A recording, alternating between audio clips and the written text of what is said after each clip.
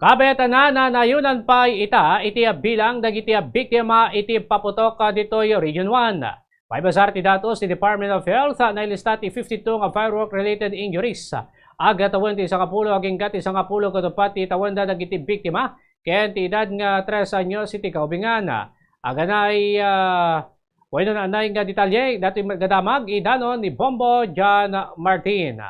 Nanayunan pa iti bilang dagiti biktima iti paputok dito Ilocos Region kabayatan pa lang iti panang sarabo iti baro atawan 2022 base iti kodyan na datos manipod the Department of Health Region 1 nakalisa iti region iti 52 of firecracker related injuries sigon ken DOH Region 1 Medical Officer 4 Dr. Well Bobis kinunana ang imato iti 2% dagiti nagbali na biktima iti paputok iti tatawen nudilig iti napalabas sa tawan iti padamat lang a period ang nakalista iti 51 base iti datos 34 kinailista of firecracker related injuries iti probinsya iti Pangasinan, 11 dito La Union, upat iti Ilocos Sur, ken talo iti probinsya iti Ilocos Norte.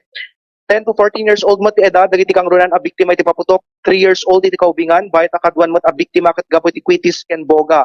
Base pa iti datos, mayorya kariti biktima ket nagsagaba iti blast wenno nasabugan ken burn injury iti bagingem sa kapulo kutupat ditoy ket nagsagaba iti eye injury.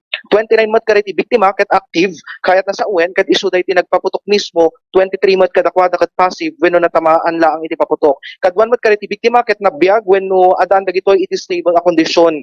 Naimunan nga palagip iti Department of Health Region 1 nga mas rekomendada itatang tawenan iti panagaramat kariti alternatibo iti paputok ken kasamatan dagiti otoridad iti panangliklik iti panagaramat iti paputok. Bombo John Martin para sa Pambansang Radyo ng Pilipinas, consistent number 1 sa La Union, Basta Radio. Bombo!